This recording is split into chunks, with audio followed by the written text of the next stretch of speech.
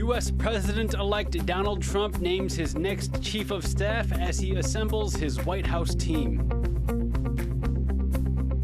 Asia-Pacific leaders prepare for a second Trump presidency. Barred from COP29, Taiwan tries to make its voice heard from the sidelines. Plus, meet the university students creating Taiwan's latest military drones.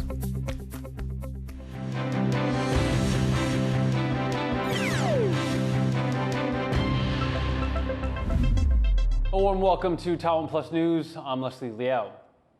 U.S. President-elect Donald Trump has started to assemble his team and has named his chief of staff. Susie Wiles, who has kept a low profile but played a key role in Trump's successful election campaign, will be the first woman to hold the influential role. Louise Watt reports from West Palm Beach, where the president-elect is. The White House chief of staff gets to decide who the president sees and has the job of telling him what he doesn't want to hear. It's a highly influential role, and President-elect Donald Trump has decided who his chief of staff will be. The manager of his successful campaign for president, Susie Wiles. She'll be the first woman to hold the post. Wiles has decades of political experience, but generally stays in the background. She refused to speak on stage at Trump's victory rally. In a statement, President-elect Trump said Susie is tough, smart, innovative, and is universally admired and respected.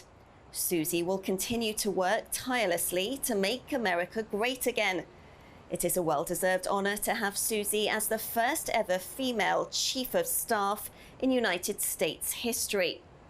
Wiles is Trump's first key appointment as he prepares for office on January the 20th. For his Secretary of State, he's reportedly considering former U.S. Ambassador to Germany, Richard Grenell, and Republican Senator Bill Hagerty, a former U.S. Ambassador to Japan. Now, one of Trump's main pledges during his campaign was border control. On Thursday, he told NBC that his administration will have no choice but to carry out mass deportations, no matter the price. According to a Reuters Ipsos poll published Thursday, Americans see immigration as the most pressing issue for Donald Trump to address in his first few weeks in office. Right now, he's still here in southern Florida at his Mar-a-Lago club, where he's been since winning election, putting together his team and preparing to take office. Justin Wu, Ed Moon, and Louise Watt in West Palm Beach, Florida for TaiwanPlus. Asia-Pacific leaders hope to get off to a good start with Donald Trump in his second term in office, but for some, his talk of tariffs has raised concerns. John Van Trieste has more. If there's one thing the leaders of Asia and the Pacific have in common this week, it's the need to get ready for Donald Trump's return to the White House. Across social media, presidents and prime ministers from Taiwan to Indonesia to New Zealand posted their congratulations. There were also public statements from leaders like Australia's Anthony Albanese. I look forward to talking with President Trump and working with him in the interests of both of our nations. President Trump has run a campaign based on change, and he's made it clear he's going to do things differently. So we shouldn't be surprised as things change, but equally, we should be really confident in ourselves and our place in the world as well, and our ability to deliver on our interests together as Australians. And some, like Japan's Ishiba Shigeru and South Korea's Yoon Suk-yeol, spoke directly with the U.S. president-elect, focusing on security issues and common threats like North Korea. 日米同盟さらにより高い次元により高い段階に引き上げていこうということで一致をいたしました. 아시아 태평양 또 글로벌 지역에서 이런 한미 동맹을 바탕으로 해서 강력한 그 연대와 파트너십을 갖자고 하는 얘기도 나왔고요. 그리고 딱 북핵에 대한 얘기보다도 북한에 대한 관심을 좀 가지고 계신지 먼저 얘기를 좀 하셨습니다. But alongside the congratulations are also hints of concern in the region. Analysts point out that Trump takes a transactional approach to foreign policy, and some worry about his erratic side, a trait that could deeply impact Taiwan. But one thing that does make me nervous about Trump vis-a-vis the Taiwan Strait is his reliance on unpredictability, his reliance on being something of a chaotic actor in a situation that is finely balanced, that requires a profound reading of very subtle signals between Taiwan, between the United States, between China. Then there's concern about what lays ahead for the United States' chief rival in the region, China. Trump has campaigned for heavy tariffs on Chinese goods. Though China's president Xi Jinping says he believes he can find the right way to get along with Trump, the country's foreign ministry has warned against renewed trade friction. 我们不回答这个假设性的问题，但是作为原则，我愿意重申，贸易战不会有赢家，也不利于世界。One thing these leaders know from Trump's first term is that the U.S. foreign policy they'll be dealing with from late January won't be what they've gotten used to over the past 4 years. Fu Huahong and John Van Trieste for TaiwanPlus. Few of Donald Trump's campaign promises featured as prominently as his pledge to reset the relationship between the United States and China. For more on where those ties could be heading, Alec McDonald spoke with Alfred Wu, a professor at the National University of Singapore. As we are just days removed from the U.S. presidential election and Donald Trump is going back to the White House for a second time, how has China been reacting to this unprecedented election? Many people are quite concerned about Donald Trump's election because they will be worried that Donald Trump's tariff imposed on China would be too substantial for China. Then China's economic situation will be even worse. So many Chinese observers suggest that China's leaders may actually try to have something prepare for even worse scenario compared with Biden administration. So they will actually double down on their own self-sufficiency strategy. They try to actually boost their own technology advancement. Throughout his campaign, Donald Trump said that tariffs would be his main tool in a potential trade war. What can and what will China do to counteract this tool? China may impose tariffs on additional U.S. goods, particularly some significant export volumes like agriculture and energy. I would say that China will not actually try to be seen weaker than before. China want to be seen stronger than before. So China also will be try to have alternative trade partnership. It means that China will be trying to tap into existing channels to enhance trade relationship with other countries. For example, China has spent great efforts on enhancing a trade relationship with the ASEAN in ASEAN member countries in the past few years. I think China is fully prepared for that. But of course, because of in public opinion surveys, you could see that many countries have anti-China sentiments, including countries in Europe, in North America, even in ASEAN member countries. So as part of this potential trade war, you mentioned Asian nations, and we have seen many Asian nations actually try to stay neutral in between a US and China trade war. Do you think under Trump that there might be a race between the US and China for influence among the Asian nations? I think ASEAN member countries are very anxious and also very much worried about Donald Trump's re-election. But if you look into ASEAN members, public opinions about China and also US are very divided.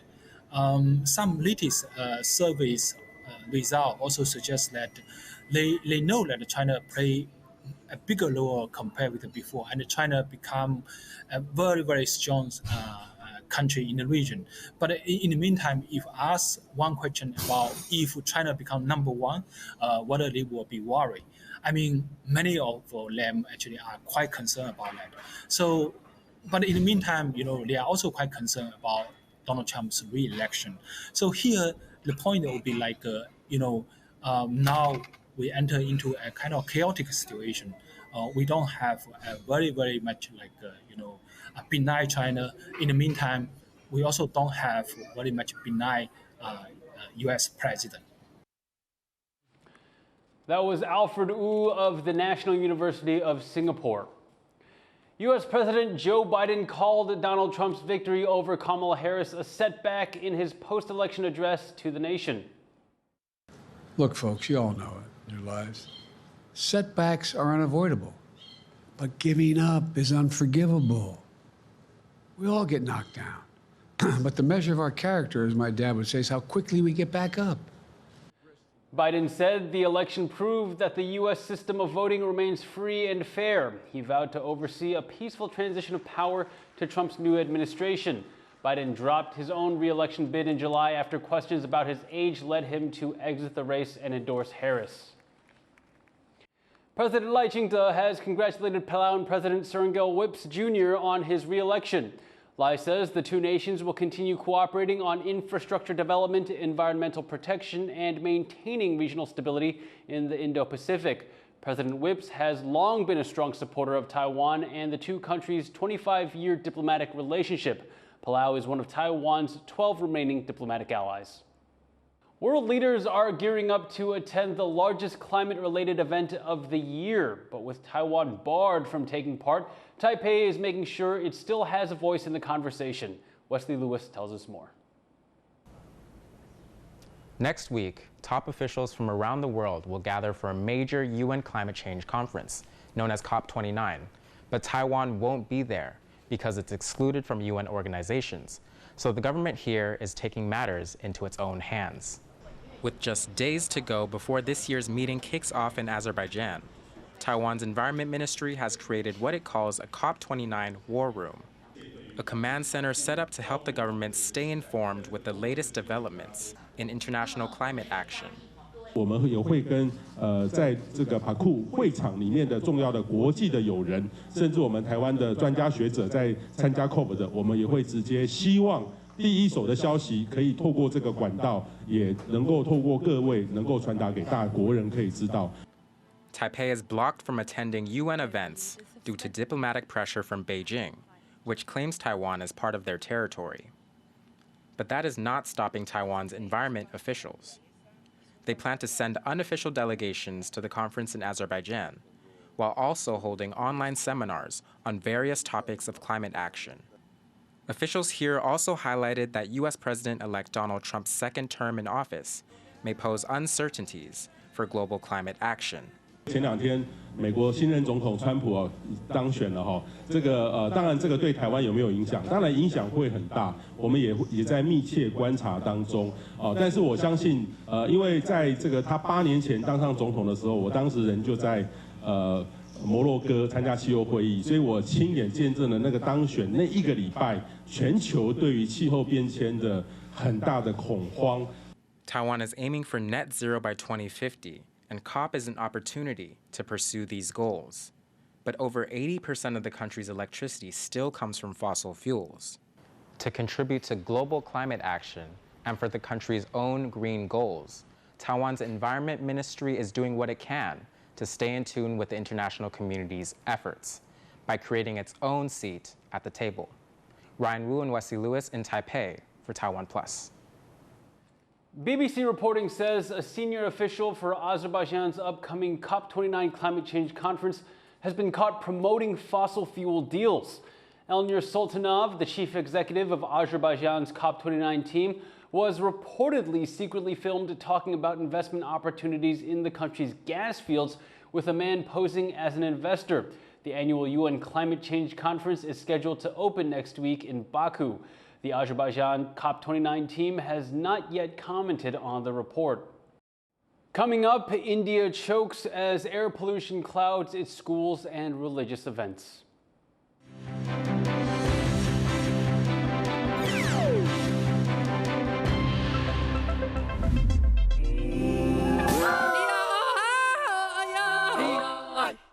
For more stories from Taiwan and around the world, download the TaiwanPlus app.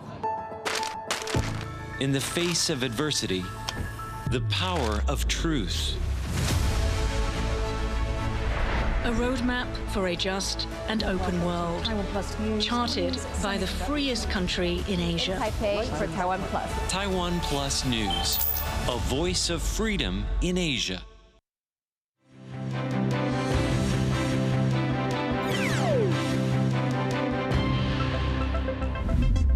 Welcome back. You're watching TaiwanPlus News. The toxic smog is choking India and neighboring Pakistan, driving air quality in some areas to severe levels ahead of winter. The pollution is bringing a spike in respiratory illnesses and impacting schools and religious festivities. Rosie Greninger reports.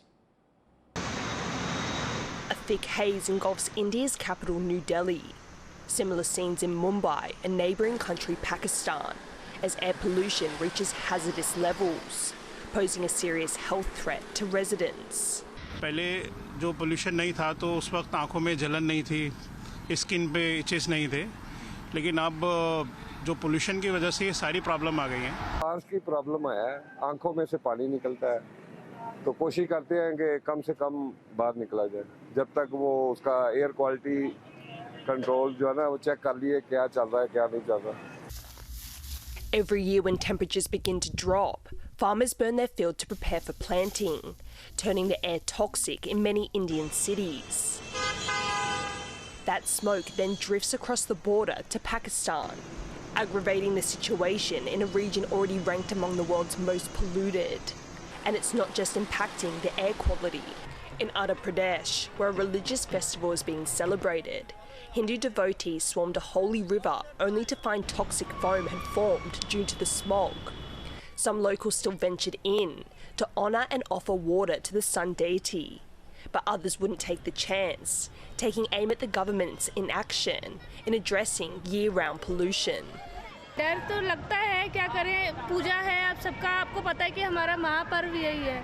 Government को पता है कि अगर एक महीने पहले से यमुना जी की सफाई शुरू कर दे तो इतना प्रदूषण ना हो, इतना प्रदूषित ना हो ये, लेकिन क्या करें, वो तब भी कुछ नहीं करती है। A frustration shared by parents, students and teachers, with the toxic air also prompting school closures across Pakistan. आप फैक्ट्रीज को नहीं पकड़ती हैं, आप इंडस्ट्रीज को नहीं पकड़ती हैं, आप धुआं छोड़ने वाली गाड़ियों को नहीं पकड़ती हैं। इन तमाम चीज़ों के ऊपर काबू पाए बगैर तालीमी इदारों को बंद कर देना ये कोई सलूशन नहीं है। हाँ, हम ये बात भी समझते हैं कि बच्चों की जो सेहत है वो बहुत ज़रूरी है, ना सिर्फ बच्चे बल्कि बड़े भी इससे मुतासिर हो रही हैं। The problem is so serious, a recent report by leading energy experts found that if the pollution isn't curbed, the poor air quality could cut 5 years from the life expectancy of people in the region. Authorities in Pakistan have set up a smog war room to attempt to tackle the issue. But the annual air pollution crisis is not expected to be solved anytime soon, with the dangerous pollution levels forecast to stick around for at least the next 3 weeks. Alex Chen and Rosie Greninger for TaiwanPlus. 2 people are dead and 12 missing after a fishing boat accident in South Korea. A boat carrying 27 people departed the southern port city of Busan in the early hours of Friday. Authorities lost track of the boat, but the country's Coast Guard received a distress call at around 4:30 a.m. 15 people were rescued near the outlying Jeju Island. 2 of those rescued suffered cardiac arrest and were declared dead upon reaching shore. The Coast Guard has launched an operation to locate the remaining 12 people, including Indonesian nationals. Taiwan is racing to boost its domestic drone industry, seeking to build drones that can help defend the country against a potential Chinese attack. To this end, a drone design competition for university students is attempting to match knowledge with resources. Adil Brar reports. The whizzing sound of drones at a university in southern Taiwan is a major attraction this month. These students in Jiai County are not working on a school project. Instead, they hope to play their part in defending the country. As China escalates its coercive activity across the Taiwan Strait, Taiwan is taking an all-of-society approach to boost its defense. Now, those efforts include a competition for university students to design unmanned aerial vehicles or drones. 台湾这个位置也可能会面临这个问题，所以我们想在这个主题上面去强化我们的无人机。那所以不管各部会都有投入资源，那我们这边是在国科会的指导下面，所以我们主要是在前瞻技术的提升。所以希望我们这前瞻技术提升能补足我们台湾无人机产业的缺口跟需求。The National Defense Application UAV Challenge is now in its second year. Last month, 20 university teams went head-to-head in a battle of the drones. A winning drone design project could be acquired by Taiwan's defense companies and possibly end up in service down the road. Inspired by Ukraine's success in using drones in its war with Russia, Taiwan sees the technology as a key part of its asymmetrical warfare doctrine. Ukraine has developed drones as a lethal tool to take on a larger land army, but they have also been vulnerable to Russia's jamming attacks on the operator's signal. For that reason, this year's drone competition simulates a realistic battlefield scenario where jammers could cut the satellite signal to the unmanned vehicle. 战争的话，就国防应用那边的话，那可能在台湾这个地方，可能发展性会比较大一点。然后我就想说，看到台湾有稍微就是有投入一些蛮庞大的资金，就是往国防方面去应用去砸，所以我就想说，我就跟着这趋势走。Learning from the Ukrainian experience, these students have committed to developing drones to help Taiwan survive against an enemy with greater numbers and firepower. Conflict with China may not be imminent, but Taiwan is preparing for the day that everyone hopes will never arrive. Joseph Hu and Adil Brar for TaiwanPlus. Returning to our top story this week, the U.S. presidential elections, TaiwanPlus reporters Joyce Tseng and Louise Watt have spent the last 2 weeks covering the final days before the vote, and were in Washington and Florida for election night. Rick Lauer caught up with both to ask about their time in the U.S. Let's start with election night. Joyce, can you tell us about the Harris camp in D.C.? Well, earlier in the evening was really like a party. We were at Howard University, that's Vice President Kamala Harris's alma mater. Supporters, students were really fired up, singing, dancing in anticipation of a historic victory. But of course, as the night went on and Trump was gaining that lead, the mood changed very quickly. The tension was there. There were big screens with the vote counts.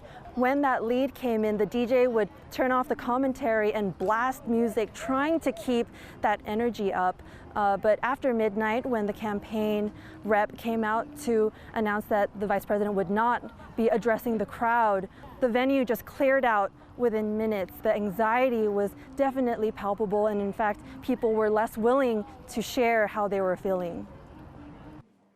And Louise, I imagine it was quite a different mood in the Trump camp. Well, my producer, videographer, and I, we were based at the hotel next door to the West Palm Beach Convention Center, which is where the official Trump campaign election watch party was going on.